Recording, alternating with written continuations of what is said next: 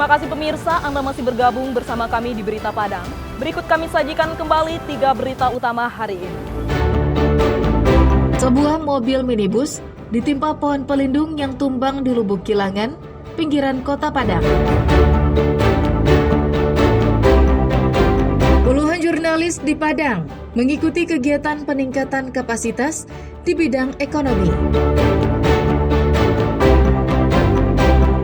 Ulat ditemukan di makanan program MBG di pesisir selatan hingga kantor anggota DPRD Sumbar di Padang digeledah jaksa. Kami sampaikan dalam Padang Sepekan.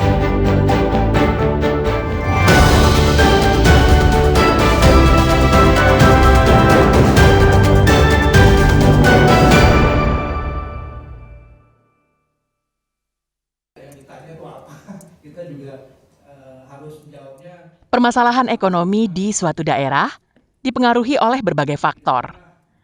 Antara lain, kondisi ekonomi global, produksi pangan di daerah, tingkat suku bunga, pengendalian inflasi, distribusi bahan pangan, dan banyak faktor lainnya. Semua persoalan itu harus dipahami oleh wartawan yang bertugas di bidang ekonomi.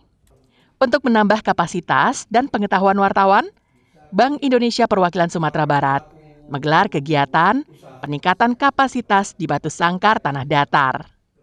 Kegiatan ini juga sejalan dengan kebijakan Bank Indonesia yang selalu memberikan informasi yang transparan untuk menjawab ekspektasi yang tinggi dari masyarakat dan juga mencapai keselarasan antara Bank Indonesia dengan jurnalis. Narasumber pada kegiatan peningkatan kapasitas ini adalah Kepala Perwakilan Bank Indonesia Sumbar yang menjelaskan tentang kebijakan Bank Indonesia dalam menjaga inflasi, Badan Pusat Statistik Perwakilan Sumatera Barat yang menjelaskan tentang pendapatan domestik bruto terkait pertumbuhan ekonomi. Ada juga pemateri dari Dinas Perdagangan Tanah Datar yang menjelaskan kisah sukses Tanah Datar yang memperoleh penghargaan TPID Award sebanyak 5 kali berturut-turut tingkat nasional dalam hal menjaga inflasi daerah. Kami bisa menyampaikan pesan kebijakan kami kepada seluruh masyarakat. Terus yang kedua tentunya kami ingin terus mengupdate pertemuan ini dalam rangka memperkuat dan meningkatkan tentunya pengetahuan dari para insan media ini terkait dengan isu-isu ekonomi, wabil khusus terkait dengan pengendalian inflasi, digitalisasi, dan pengembangan pertumbuhan ekonomi. Para wartawan yang mengikuti kegiatan peningkatan kapasitas ini merasa sangat beruntung karena mendapatkan ilmu yang bermanfaat dari para narasumber yang berasal dari berbagai instansi. Ini bagus dan penting banget karena ini bisa menambah wawasan soal perekonomian lagi dan khususnya juga liputan di bidang ekonomi. Nah kebetulan saya juga konsen di sana. Jadi ini bagi saya secara pribadi ini sebagai bahan atau ruang untuk belajar lagi, memahami lagi soal ekonomi, terutama ekonomi daerah dan juga nasional. Nah dari awal itu kan udah ada rundown-nya dan jujur saya sangat excited. Sebagai peserta saya melihat kegiatan seperti ini sangat positif sekali. Karena yang namanya jurnalis yang bergelut di soal pemberitaan ekonomi dan bisnis, kita juga perlu tahu dan menambah wawasan lah bagaimana kondisi perekonomian dan wawasan-wawasan teknis, mungkin bahasa, tata tulis, mungkin narasi yang bisa kita tuliskan masyarakat pun bisa paham gitu. Ini sebuah kegiatan menurut saya sangat baik dan apa yang dilakukan BI ini pasti kita apresiasi juga sebagai jurnalis gitu. Diharapkan dengan kegiatan ini para wartawan memiliki pemahaman yang memadai dalam bidang ekonomi. Baik itu kebijakan pemerintah, kondisi pasar, produksi pertanian, dan lain sebagainya. Dan mampu menyampaikan informasi tersebut dengan bahasa yang mudah dimengerti oleh masyarakat. Johardia Anse melaporkan dari Padang.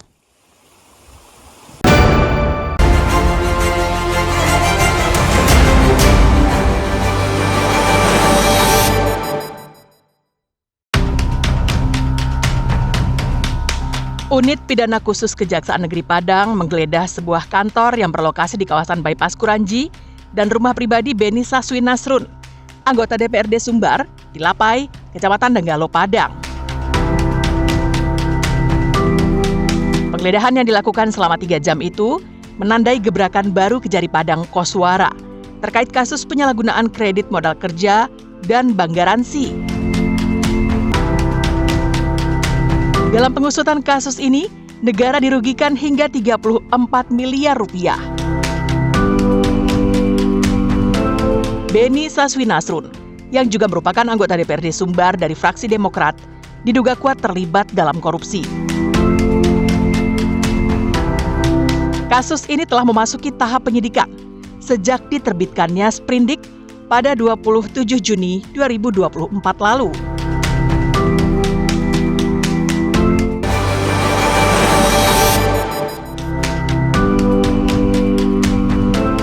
Kondisi pasar, khususnya di Blok 3 Pasaraya Padang, benar-benar terlihat rapi dan bersih dari sampah.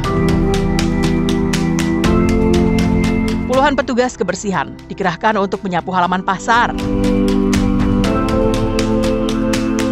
Bahkan tidak terlihat pedagang yang biasanya berjualan di depan pasar. Menteri Perdagangan Budi Santoso memastikan harga dan ketersediaan kebutuhan pokok menjelang Natal dan Tahun Baru stabil di Pasaraya Padang. Bahkan Menteri Budi Santoso menilai Pasaraya Padang juga ramai dikunjungi oleh pembeli. Hal itu dilihat dari banyaknya masyarakat yang mengunjungi Pasaraya Padang. Padahal yang banyak datang adalah pegawai pemerintah yang menyambut kedatangannya. Pernyataan Menteri Perdagangan itu dibantah oleh pedagang Pasaraya Padang. Para pedagang mengatakan, sejak awal tahun lalu hingga sekarang, omset mereka jauh menurun hingga lebih dari 30%. Pedagang menilai lesunya perekonomian menjadi pemicu lemahnya daya beli masyarakat untuk berbelanja ke Pasaraya Padang.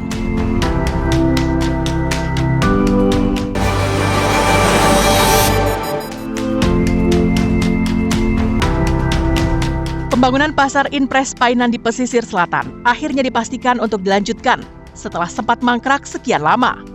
Proyek pasar Inpres Painan awalnya dimulai sejak September 2023. Pasar modern 3 lantai seluas hampir 9.000 meter persegi ini menggunakan dana dari APBN sebesar lebih dari 53 miliar rupiah. Sayangnya, pembangunan terhenti pada progres 63,7% setelah rekanan pelaksana meninggalkan proyek pada Desember 2024 lalu. Untuk menuntaskan sisa pekerjaan, pemerintah Kabupaten Pesisir Selatan berhasil mendapatkan alokasi dana lanjutan sebesar 21 miliar rupiah dari APBN. Pembangunan pasar ditargetkan dapat rampung pada Juni 2026. Pasar Inpres Painan sanggup menampung 553 pedagang.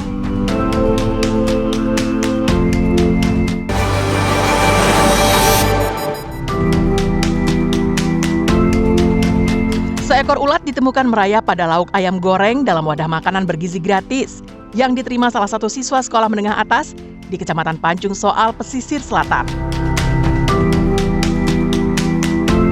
Insiden ini menciptakan kegemparan setelah video rekamannya menyebar secara luas di media sosial.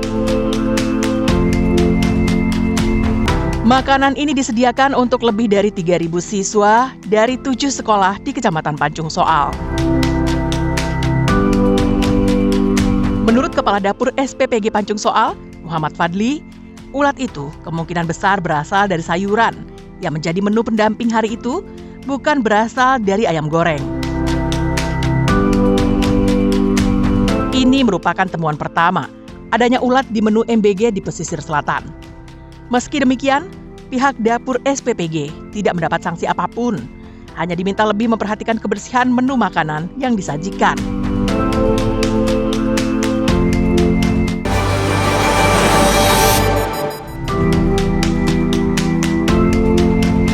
Sengketa lahan kebun plasma antara masyarakat dengan perusahaan perkebunan kelapa sawit di pesisir selatan akhirnya mencapai titik terang.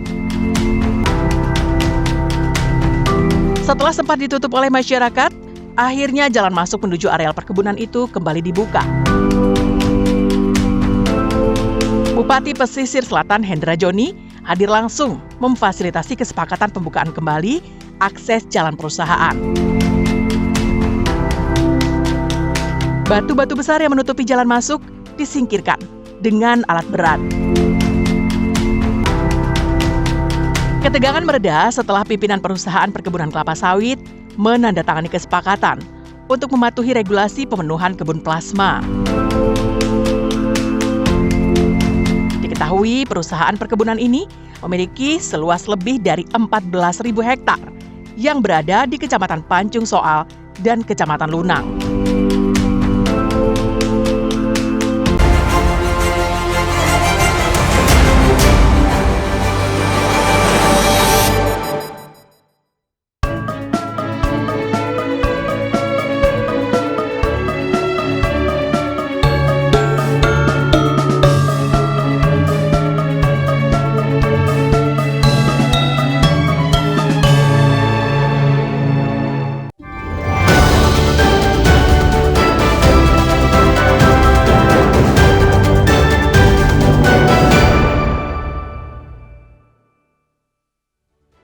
Sana dimanapun Barado, sampai di sini dulu perjumpaan kita untuk hari ini.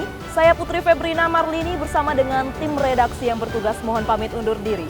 Terima kasih atas kebersamaan Anda, tetap semangat dan sampai jumpa.